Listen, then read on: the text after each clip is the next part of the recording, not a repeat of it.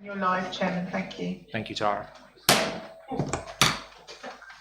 Good evening, everybody, and welcome to this extraordinary meeting of the Council on Tuesday, the 25th of February 2025.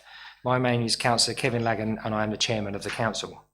Members, we are streaming this meeting live as well as recording, and by being present in the meeting, you're giving your consent to being recorded. During each item, please put your hand up to indicate if you wish to speak. I'll then invite you at the appropriate time. Please note that the YouTube live sound recording is dependent on the correct use of microphones. Therefore, please make sure that you turn them on to speak and you turn them off when you finish speaking, please.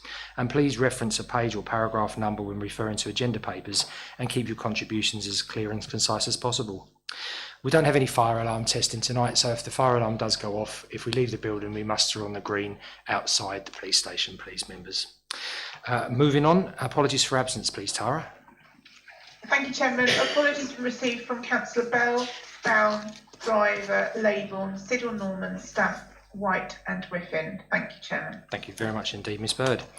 Disclosure of interest. This is to disclose the existence and nature of any disclosable pecuniary interests, other registrable interests and non-registrable interests relating to items of business on the agenda having regard to paragraph 9 and appendix B of the Code of Conduct for members. Members, do we have any interest to disclose? Councillor Durham, thank you. Yeah, I think, Chairman, given the content of this meeting, I should declare that I'm a Cabinet member at Essex County Council, and therefore I do have, on occasions, information of a privileged nature. Mm-hmm. Thank you very much, Councillor Durham. But it would not prevent me from taking part. Not a pecuniary interest. No. Excellent, thank you. Members, if you do come up with any interest as we go through the meeting, remember you do have to disclose it at that time, please. Moving on, agenda item 4, which is public questions. I can advise we've not received any questions from members of the public. Agenda item 5 is Chairperson's announcement. I've got 3. I've got the usual suspending of the requirement to stand under Constitution 483. The second one is actually the sad news of Councillor Shaughnessy's untimely passing. This chamber, unfortunately, has been subject to other tragic loss from Councillor Durham just recently. So we send our heartfelt wishes, condolences and sympathy to Terry and the family. Councillor Shaughnessy, I had the pleasure of working with her as a town councillor as well as a district councillor. And I'll always admire her straight talking frankness, her absolute commitment to community and the environment. She will leave an indelible mark on this council and all of us that serve with her, whether we knew her intimately or not intimately. And the world was better to have her in it.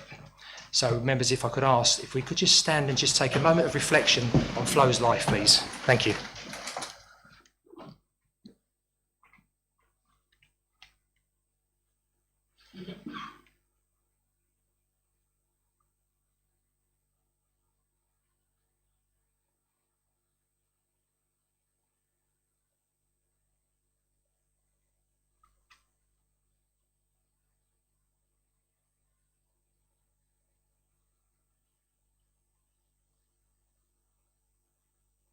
Members and officers, thank you for your consideration.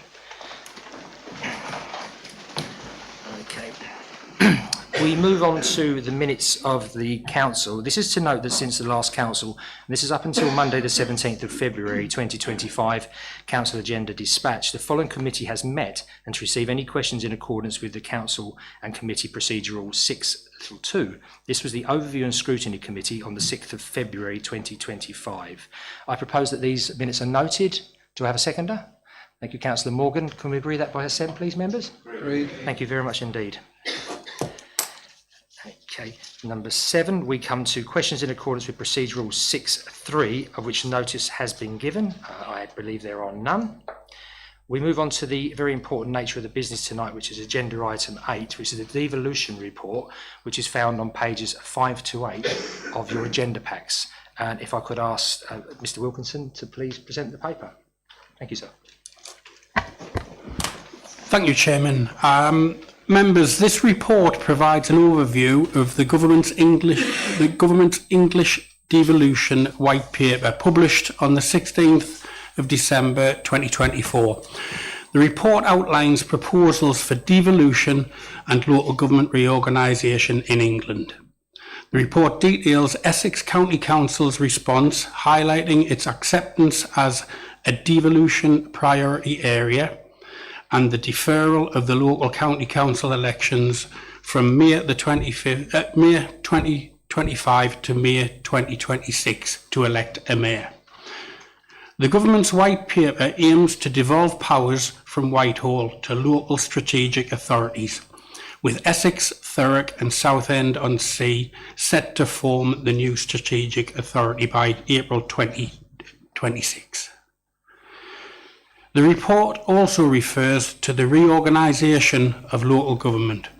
Following an invitation from the Minister of Local Government to districts proposing the creation of new unitary councils to replace existing two-tier systems and smaller unitary authorities. The report outlines the potential configurations for Essex, suggesting models of 2, 3, 4 or 5 new unitary councils, with a preference from the district councils for 5 unitary authorities. The baseline graph at 3.15 ranks the current 132 unitary councils by population size, with markers indicating 500,000 and 320,000 populations.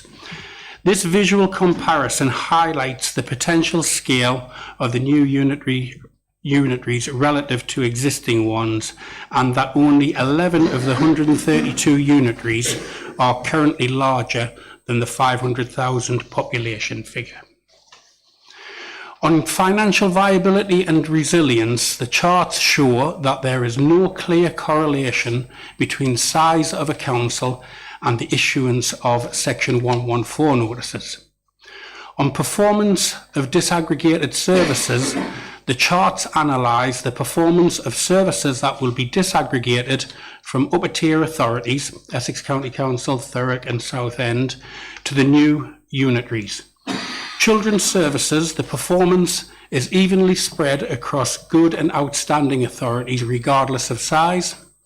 Adult social care, similarly, the performance is evenly spread across good authorities, both small and large. Larger charts can be found in the appendix of the report. It must be acknowledged that these are only a small sample of data sets, and more detailed analysis of evidence will be required as plans are developed. Emerging thoughts from district councils support a 5 unitary model. The preferred grouping is shown in the report at paragraph 3.20, reflecting sensible communities and economies while ensuring coterminous boundaries.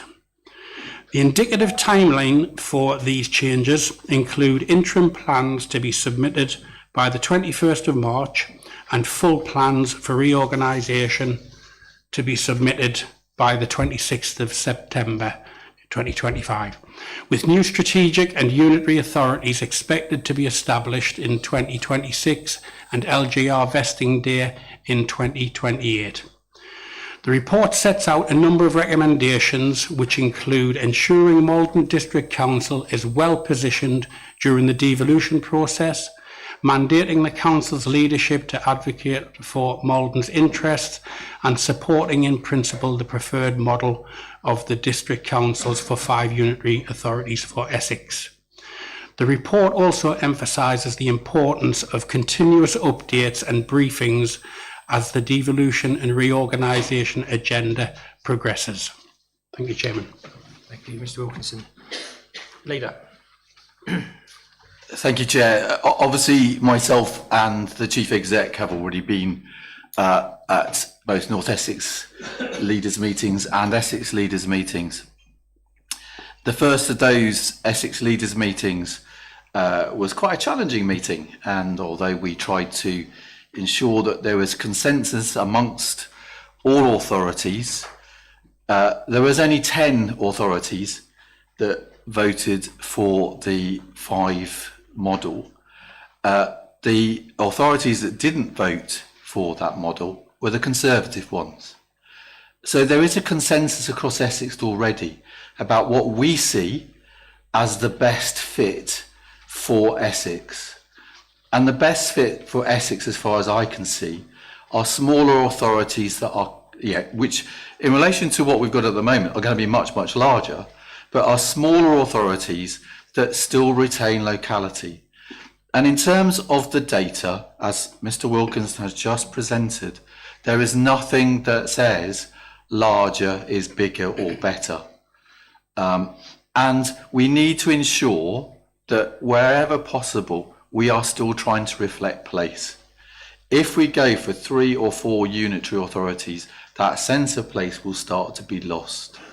So we are at the moment, and there's work at the moment across all authorities in terms of working groups and in terms of the discussion today I had with other leaders, about, in principle, that we are putting a model forward for 5 authorities. If the data then says that that doesn't work, then we can look at the other models. But the principal decision that has been made by the majority of councils in Essex is to go for that 5 unitary. We are not wedded completely to it. We are not narrow about it. However, we need to go forward in March with a proposal that the majority of councils will support. And at the moment, the majority of councils support 5 unitaries. Thank you, Leader. Members, I called this meeting as an extraordinary general meeting because I felt it very, very important that we all know what's on the paper for consistency. So we know what we know, and there's things we don't know within the conversations that have been happening. But the benefit of actually being in the room tonight is to share what we've found out, to debate the conditions that we've got in front of us, and look at the recommendations. So as per normal, what I'm going to do is I'm going to read all the recommendations out, and then what we'll do, I'm going to do them on block, and then I'll open the debate because we've got nothing to debate without the recommendations. So with your permission, the recommendations are: 1, that the council receives this report for information; 2, acknowledges the work will continue to ensure that Maldon District Council is in the best possible position as devolution progresses and all local government reorganisation goes ahead; 3, mandates the leader of the council and the chief executive to seek to ensure that the voice of Maldon District and North Essex more generally is as strong as possible in any negotiations around devolution and local government reorganisation, recognising its opportunities and challenges; 4, recognises that members and officers will continue to deliver the council's best value and other statutory duties for the benefits of its residents, businesses and communities every day that it exists; 5, acknowledges in principle that 5 unitaries for Essex is the preferred model, whilst acknowledging other councils reserve the right to advance different models; and 6, welcomes the intention to provide periodically briefings to members and reports to council as necessary as the agenda around devolution and local government reorganisation develops locally. Do I have a seconder? Thank you, Councillor Siddle. Members, the floor is open. Councillor Morgan, thank you. Yes, thank you, Mr. Chairman.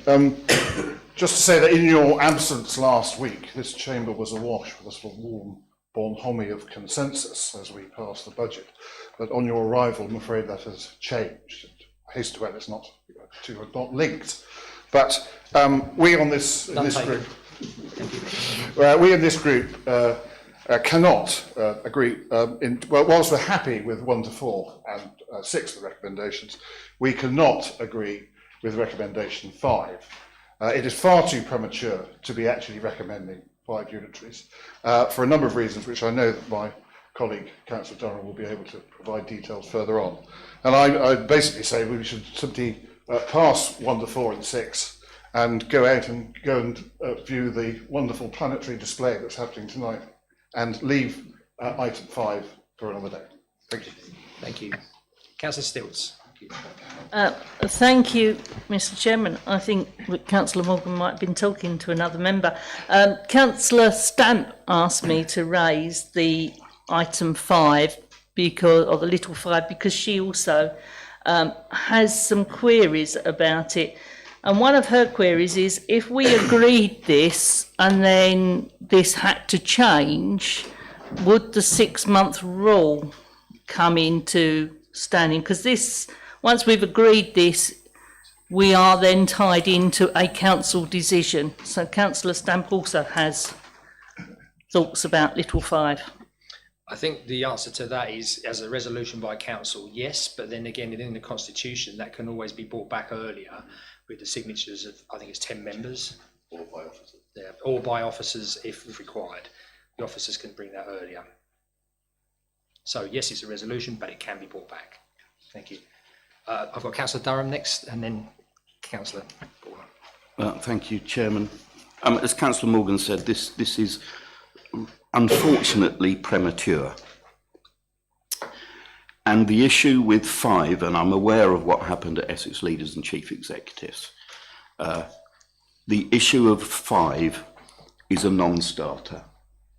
It's a non-starter because the government have made it very clear that they make the decision, not the districts. And in fact, the Treasury will be pushing it. And the Treasury, the whole ethos behind the local government reorganisation is to save costs, which is absolutely impossible. And there is evidence to show that. In the papers here, there are extracts from the Grant Thornton report that make the conclusions that are in the report, but that report is 142 pages long. And the extracts do not paint an accurate picture of the conclusions from the Grant Thornton report. I raised this with Tom Walker, who is the executive director. He is actually the civil servant that pretty much authored the white paper when he worked for government, and he's still in contact with the civil service, and he's still in contact with ministers. And his observations on this paper, on this motion put forward tonight, and with your forbearance, I will read it. And I know that Mr. Wilkinson has spoken to Tom Walker. It says, on the pack, it includes a number of graphs ranking service outcomes by current unitary size. It is interesting, but limited analysis. It only includes current unitaries, so not the upper tier services provided by counties. The comparator includes London boroughs and Mets, so it is not a comparable set of places, i.e. these are highly dense urban places, and in London's case with funding benefits, and we know the London boroughs are completely different. There is nothing on costs. So in other words, although this is superficially interesting, it is not underlined a sound basis to draw meaningful conclusions. So we have to wait for the analytical evidence for Essex, not the rest of the country, and certainly not for London. That work is undergoing now. There is actually some that is very imminent that actually show that there is absolutely no financial benefit to be gained from 5 or even 4, and that will be the basis that government. So I am very concerned that by this council agreeing a recommendation that we hang our hat on 5, that is misleading for members. It is also misleading for residents, because whatever the leader might say, it is undeliverable, and that will be made very clear to Essex leaders in the very near future. And if Councillor Siddle is intent on pushing 5 and pushing this through on 5, and he is unable to deliver it, which he won't be, I would expect him to resign. Well, absolutely, because we are backing a horse that's not even in the race.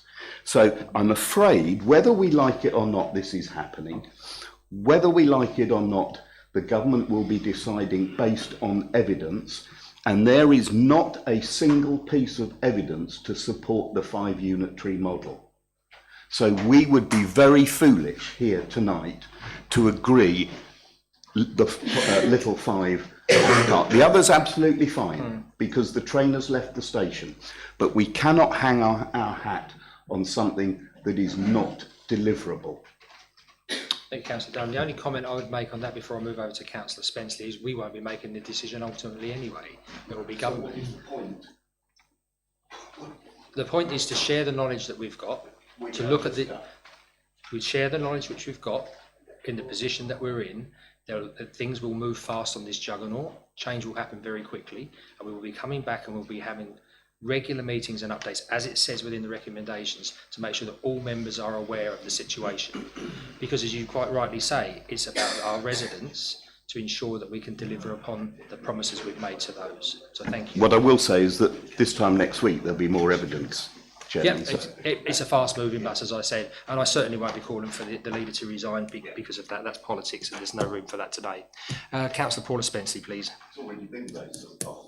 Thank you, Chair. Thank you.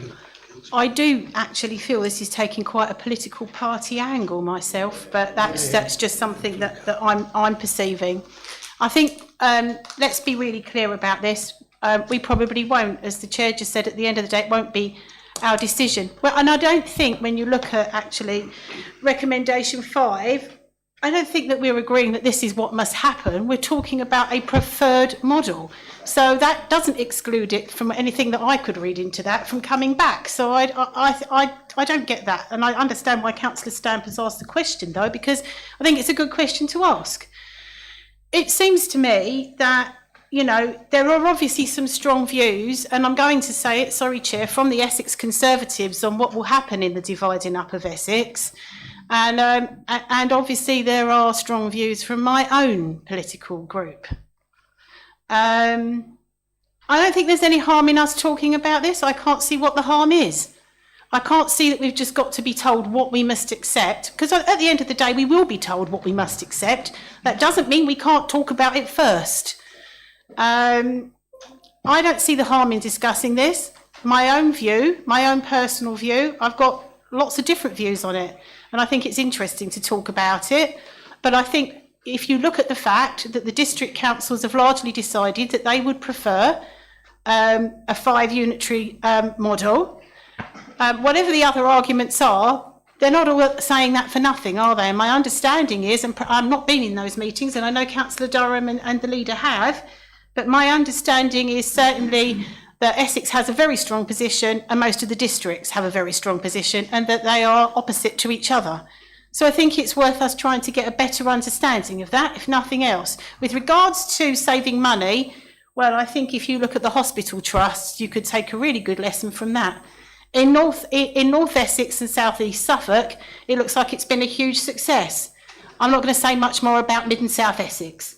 So before we look to whether or not this is going to save any costs, whatever we do, I do think we need to bear that in mind. I'm going to leave it there. Thank you, Chair. Thank you, Councillor Spencer. Councillor Fluker, please. Thank you, Chairman. Yeah, I mean, right from the beginning of this, I always thought that the preferred model was likely to be 1 or 2 unitaries, and to start with, Essex County Council were proposing a single unitary.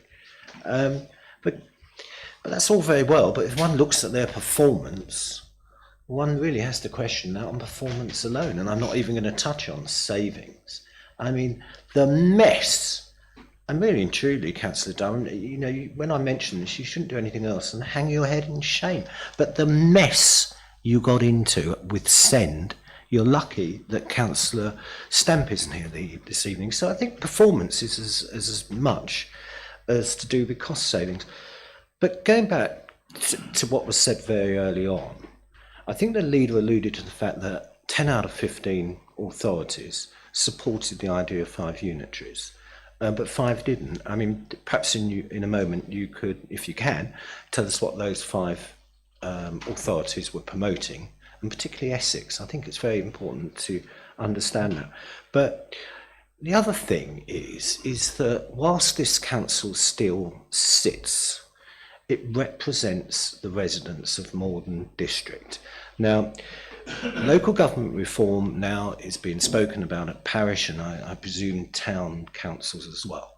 And the public are very, very concerned about large unitary councils. They accept that local government reform is likely, but it's the impact on them. And you can remember when this debate first started, I don't know, probably 4 years ago. And about 4 years ago. And the only reason it didn't progress was there was a certain cohort of, and I'm not going to be told it was the election, but there was a cohort of Essex MPs, Conservative MPs, that realised they were going to get an MP and they realised they were going to lose their power, and it got pushed on the back burner, which at the time I thought was poor. But Chairman, I know you're mindful of the time, even though there is only one item on the agenda. So I support the principle of this, and remember, we are only voting on a principle, and we need, you know, the unitaries. I used to make this great joke, didn't I, about local government reform. It won't be a matter of what's a Thames barge, it'll be a matter of where is Maldon, and we don't want that. And that's why, you know, 5 unitaries appeals to me. Number 5, you know, the recommendation, it's only in principle. We're only agreeing to a principle of it. We're not saying you know, this is what's going to happen. It's just a principle.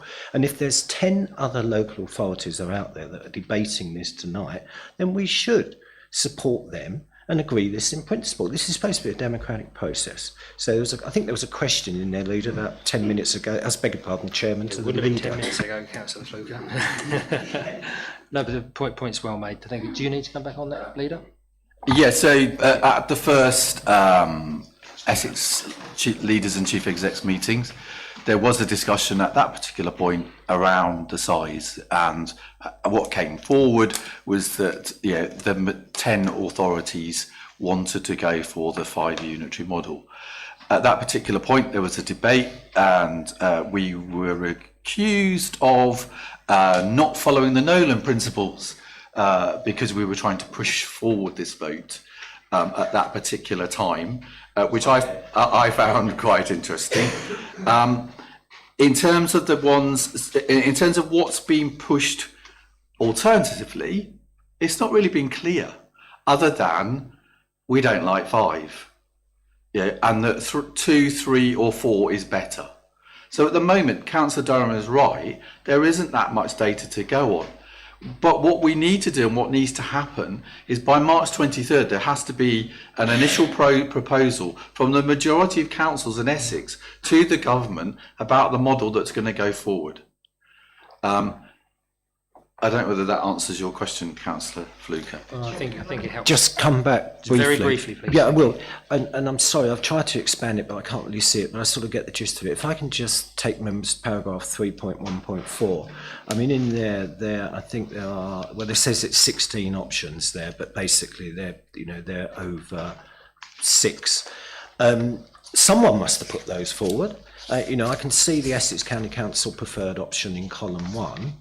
And I can see all that, but somebody must have put those forward, Chairman. Yeah, Mr. Wilkinson. Mr. Wilkinson, please. Thank you. Yeah, thank you, Councillor Fluker.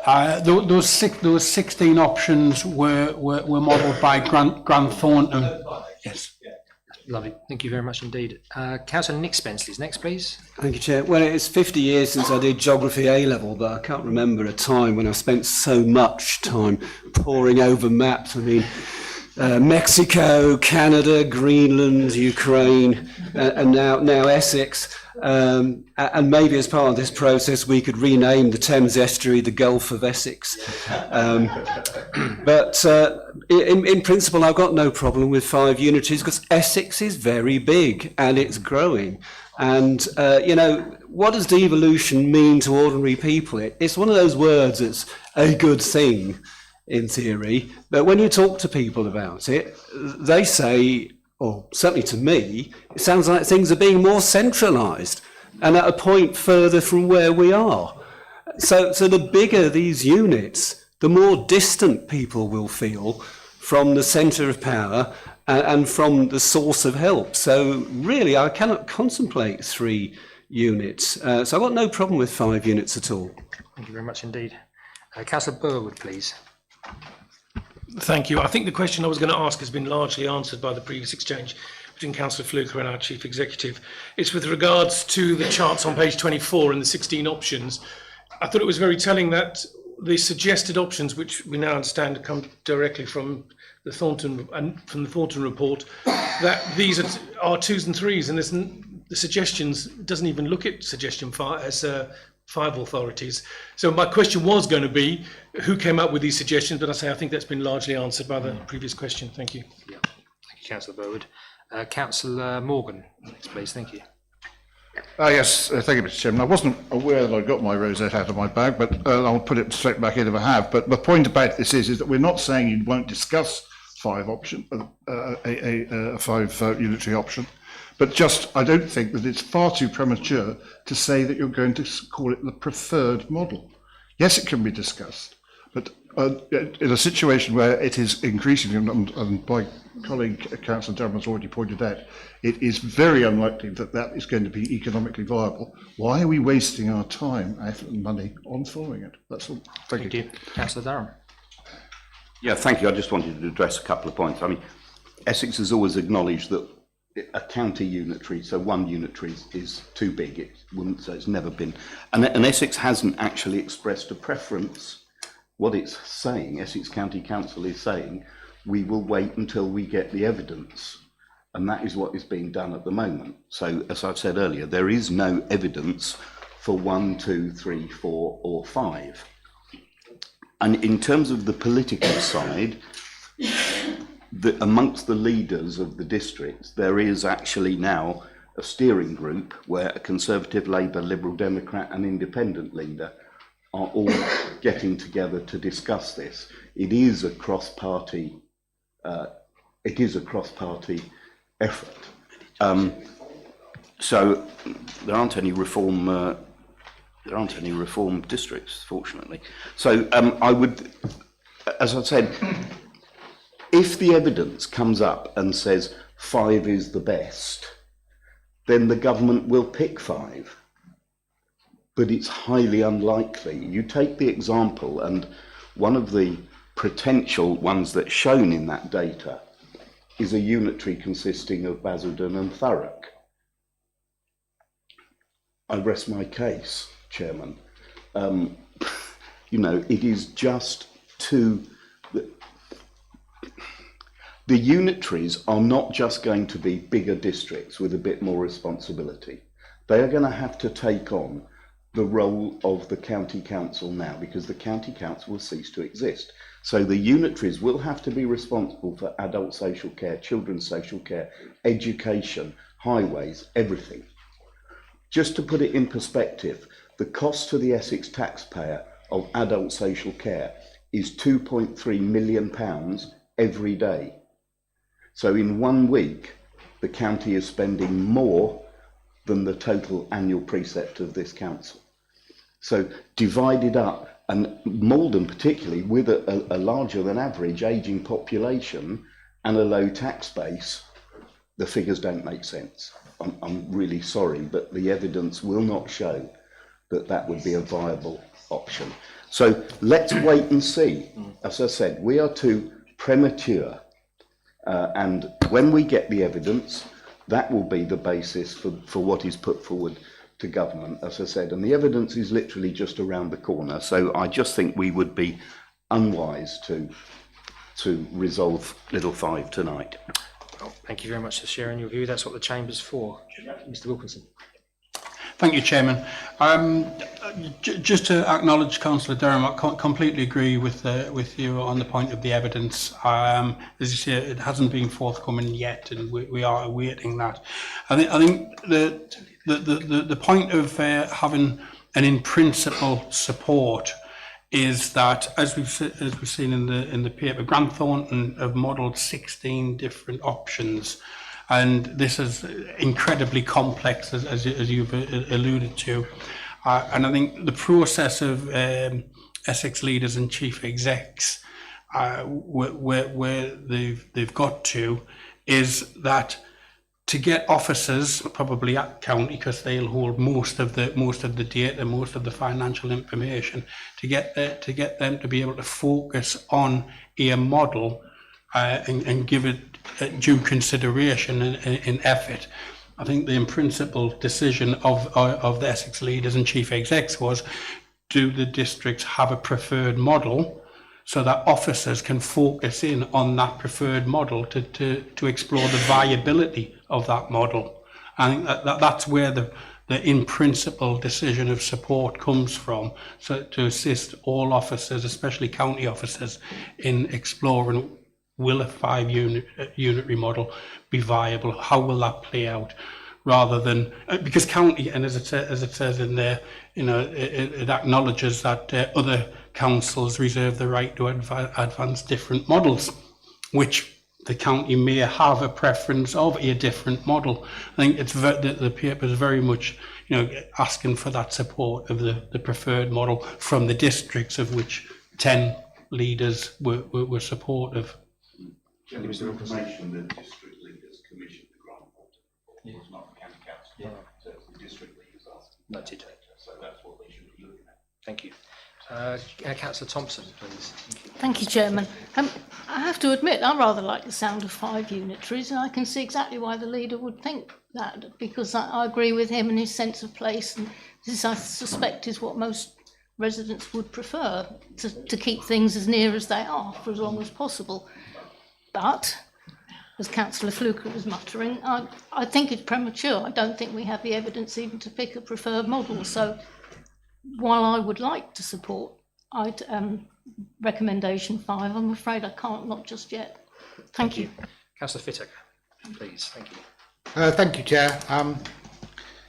The recommendation that's contentious is should we or should we not support the principle of arguing for 5 unitaries as opposed to 3.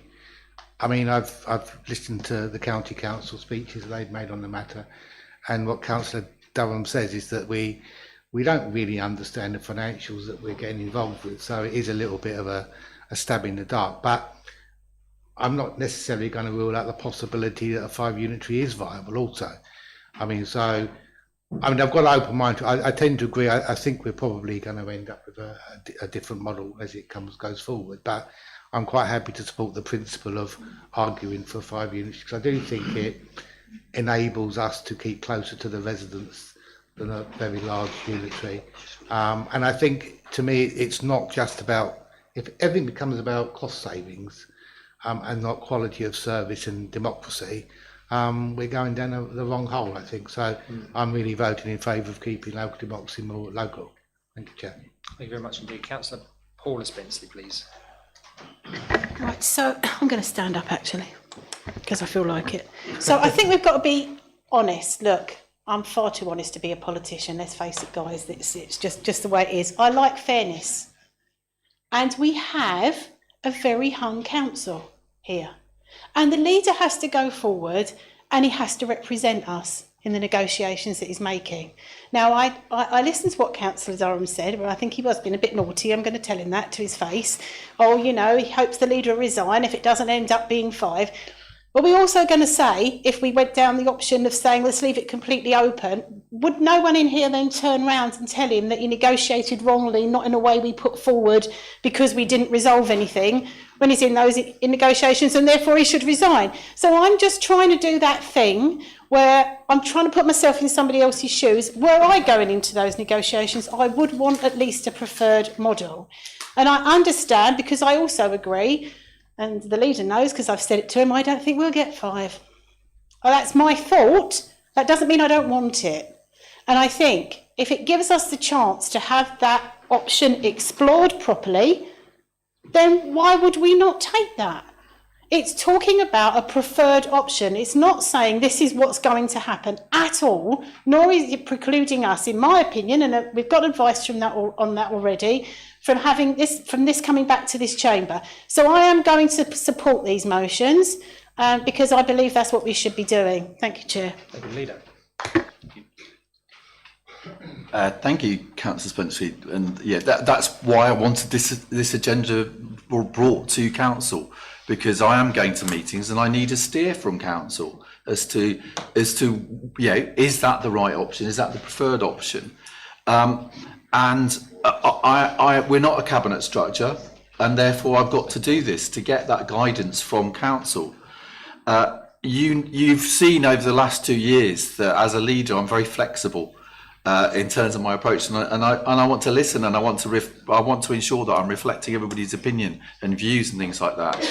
We've got a proposal's got to be in March, and that's the urgency. It's not the main thing will be in September, but we need to put something to government in March time, and that's why we're having these discussions amongst leaders and chief execs in terms of those things.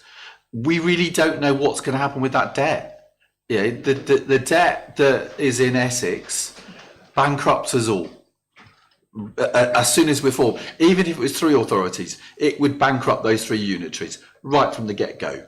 So, and we don't know what the government's going to do with that 1.5 billion pounds worth of debt that is at a council in Essex. The interesting thing in terms of the unitaries, though, the 2 unitaries that are in Essex, that are small, are delivering in terms of children's services, are delivering in terms of SEN. So if they can do it when they're small, at 150,000, then surely an authority that's 300,000 to 400,000 can do it as well. The only working group that's been set up so far has been around devolution. So that's the only working group that's been set up that is cross-party at the moment. The other working groups are in the process of being set up. And I just want to say about that working group that's been set up around devolution, because if that reflects how Essex believes in democracy, I'm quite shocked. Because 2 weeks ago, we were asked, in terms of independent leaders, who is the nomination for the independent leader to that working group.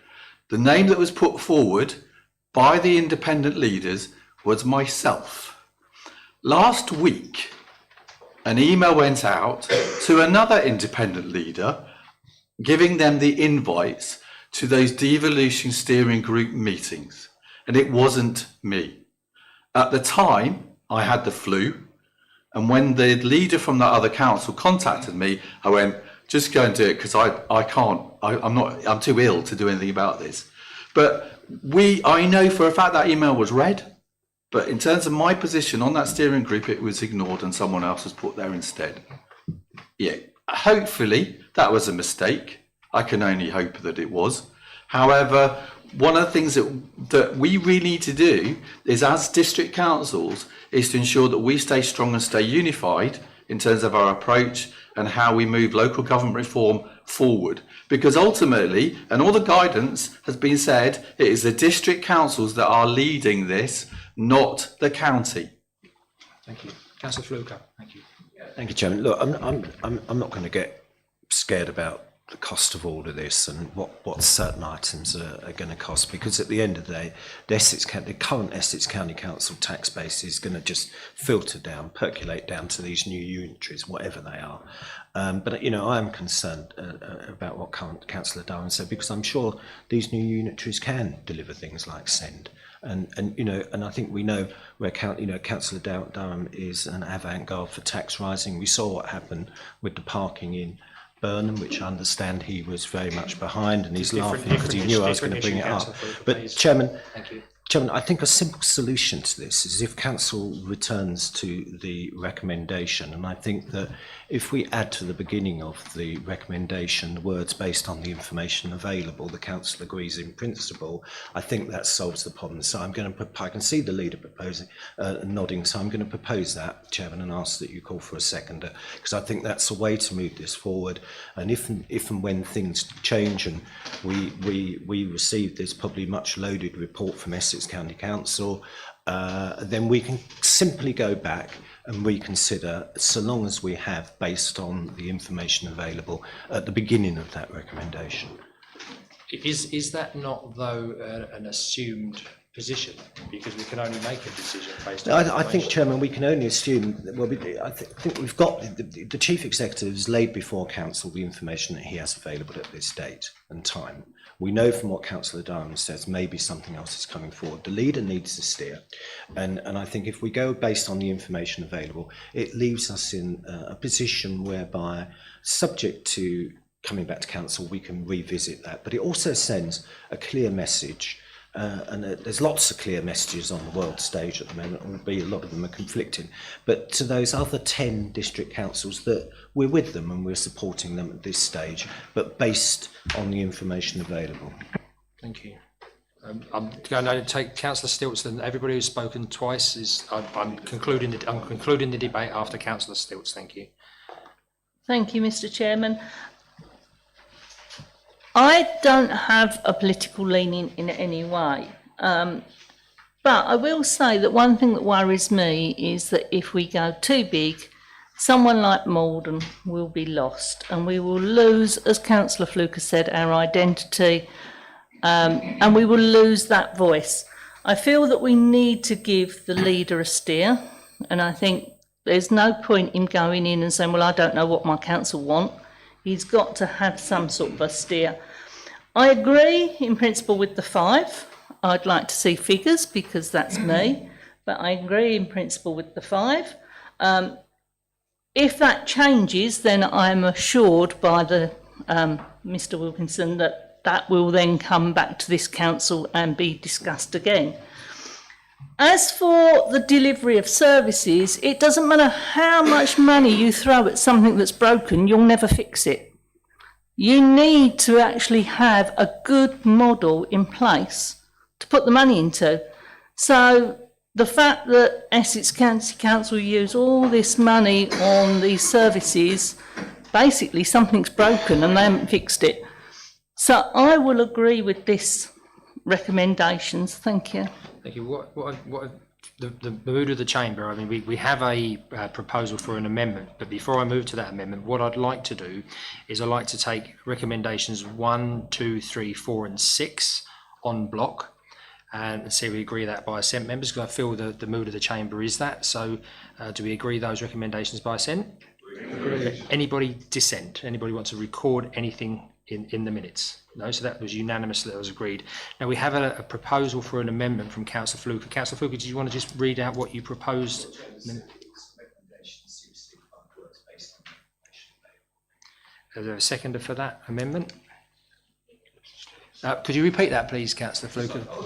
Yeah, basically just preceding the recommendation with the words based on the information available. Okay, do we have a second?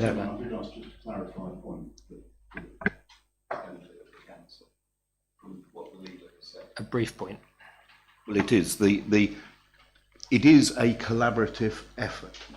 Each of the district leaders will be chairing a workshop, various work streams for both devolution and for local government reorganisation. And each of those is being divided up, but there is a cross-party steering group looking at the whole gambit of both devolution and local government reorganisation, and those members have been appointed. I like Maldon. I stand up for Maldon in itself, and I'm concerned. But this is happening. It's based, unfortunately, it comes down to money, and the government are dictating that. You know, I'm very concerned that the people of Maldon aren't going to be represented. I like it how it is now, but it ain't going to stay like that, despite what we do. That's one thing I agree with you. Okay, so thank you, Councillor Durham. That's clarified that. So, members, based on the information available, was the amendment that was seconded. Sorry, Councillor Morgan. Was there a seconder for that amendment for the recommendation? Councillor Stilts recommended. So, members, do we vote on that amendment? So, those for the recommendation, can you raise your hands, please? So, you got 1, 2, 3, 4, 5, 6, 7, 8, 9, 10, 11, 12, 13, 14. I'll take it as 15. So we've got 15 to agree the amendment for the recommendation. And then members, could I show a show of hands for agreement with that amended recommendation, please? 1, 2, 3, 4, 5, 6, 7, 8, 9, 10, 11, 12, 13, 14, 15, 16, 17, 18, 19, 4. Those against? Any of us abstain? We voted for the amendment and then we voted for little 5. We had to take the amendment first because we had a proposal. We had to take the amendment and then we've proposed the recommendation, little 5, based on the information available. Okay. Yep. It's clear as water. Thank you. So, did you capture that, Tara? Yeah, Chairman, I've got 19 for that, no abstentions or those against. So we didn't call any abstentions. We called against, but no abstentions. No, that's perfect. Yeah. Thank you very much indeed, members. And thank you for a really well thought of and considered debate, because we now know an awful lot more than we did before. Well, I certainly do when I walked in the chamber. And also I'd like to thank Mr Wilkinson for the report. We move to agenda item 9, which is questions to the Leader of the Council in accordance with Procedure Rule 13M. And we do have a question, I believe, Councillor Spenceley. Thank you, Chair. If you could bear with me for a moment, I'm asking this on behalf of Councillor Una Siddle-Norman, who couldn't be here tonight but felt very passionately about this. So, members, I've been asked to put the following question on behalf of Councillor Una Siddle-Norman. 2 amendments to the Tobacco and Vapes Bill tabled by Gosport MP Dame Caroline Dinenage, I hope I've said that properly, Conservative, are being backed by a cross-party group of MPs, including Mary Glindon, Labour, and Dr Danny Chambers, who is a Liberal Democrat. These amendments relate to the following. 1, that the Secretary of State must conduct a review into the prevalence of contaminated e-liquid from vapes in England, Wales, Scotland and Northern Ireland. And 2, to place a ban on the supply of plastic cigarette filters.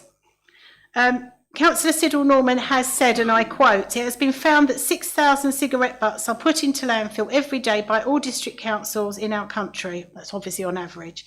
It is obviously a concern to us with regard to what is going into landfill as much as for any other council. With this in mind, we need as a council to ask our MP, Sir John Whittingdale, to write a letter in support of this bill. Thank you. Thank you, Lee. Do you want to respond to that, or do you want to do a written response? So no, I would like to respond to the question. I agree that I'm not in particular favour of vapes or plastic in any form whatsoever, and I would request officers to write to both our MPs, Sir John Whittingdale and to Dame Priti Patel, asking them to support the amendment to the bill and to try and prevent this from happening in the future. Thank you. Councillor Fluker, you wish to ask a question? I've got 3, Chairman, but I don't know if I'll get through them all. Leader, members of the Car Park Task and Finish and Finance and Working Groups agreed to bring forward a policy to charge for car parking in Burnham.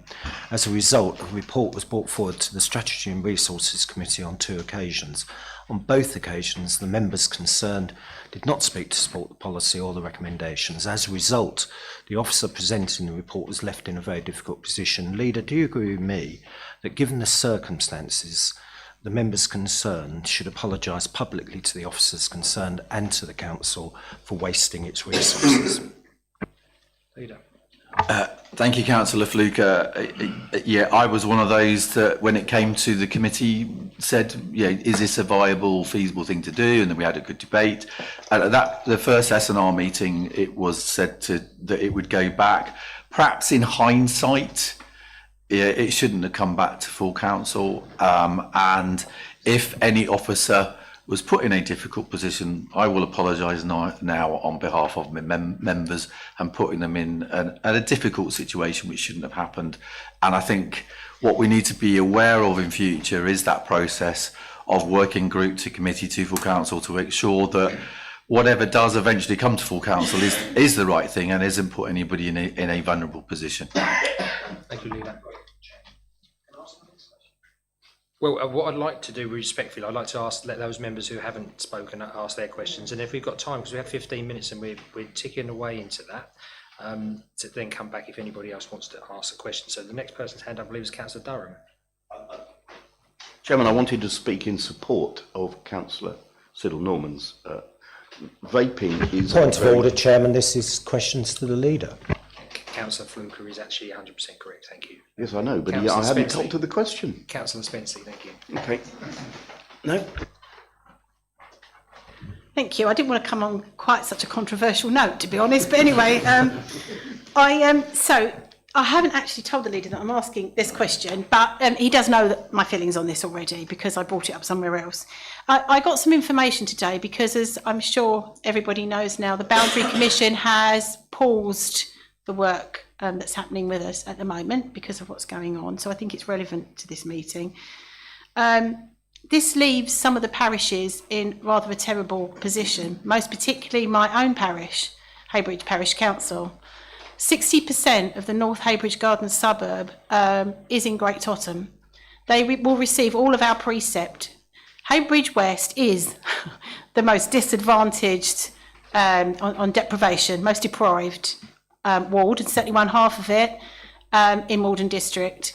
And we don't have the funds that we will need to serve that community, which is directly attached to Heybridge, I ought to explain, and actually quite a long way away as the leader will know, from the centre of Great Totham. I sat at a parish forum where Great Totham, in a jokey fashion, said they didn't really want those houses. They were quite happy to take the precept until we sorted it out. I have received information today that it does in fact come down to us, because there was a little bit of hemming and hawing that I'd heard about this, but we need to set up something called a community governance review.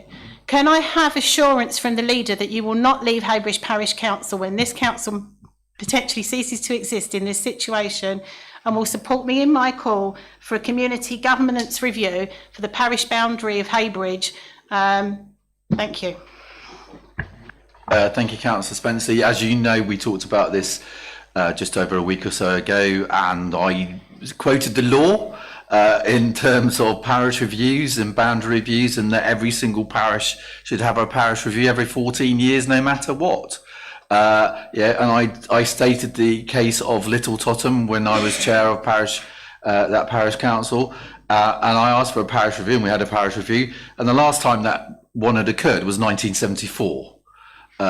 So I hope that Mr. Wilkinson and Mrs. Holmes will expedite a parish review in terms of the boundaries between Heybridge and Great Totham, because it will make no sense that those 60% of that new development goes into Great Totham. It should go into Heybridge. So if we could expedite a parish review, it has to go through a process. It has to come to full council. Yeah, so it takes about 6 months, I'm afraid, from my experience. But yeah, I think, and I probably shouldn't say this because I'm creating more work for the council. Yeah, but yeah, parish review should be reviewed every 14 years, and if you haven't had a parish review in 14 years' time, then you should ask for one. Thank you. Yep, true. Councillor Fluker, there is time. Thank you. To ask one Thank you. Yes, question. I'm sure you heard me use the word filibustering then. Leader, it's accepted that the council did not consult with the public over the leisure contract, and that members chose not to consult with the medical centre and local businesses over the proposed car parking charges in Burnham.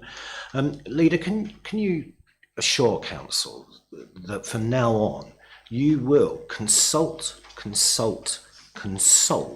to counter any suggestion that you too might be a dictator? That's one of my own.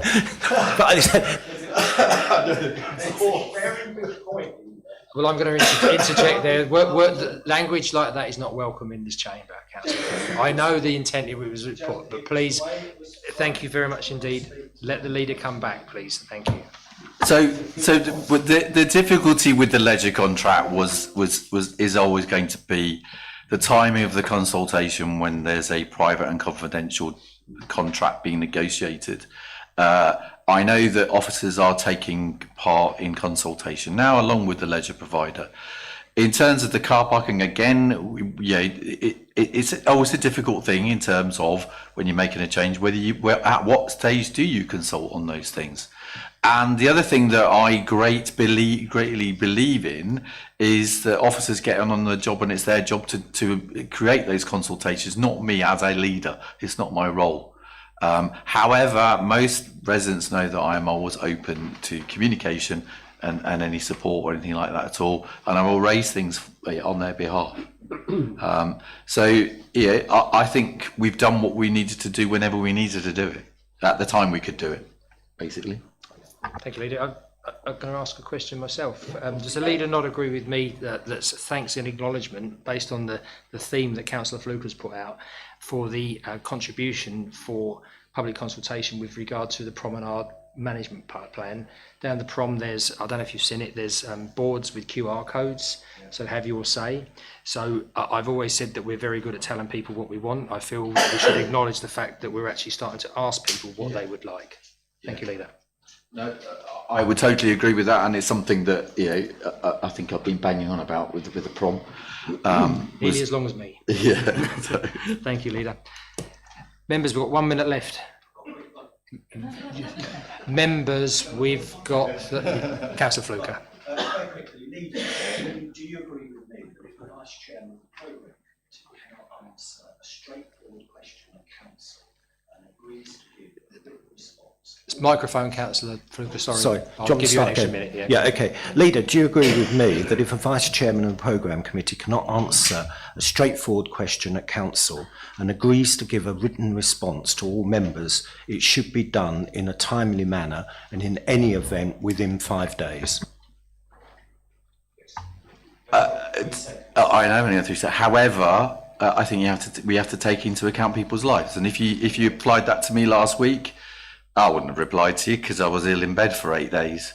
So I think we've got to have some flexibility in terms of that. I think there can at times be circumstances which might prevent that. Thank you very much indeed. So, members, we move on to agenda item 10. Any other items of business that the chairman decides are urgent? I have none. Therefore, members, thank you for your contributions. I close this meeting at 20:30. Have a safe journey home and enjoy your evening.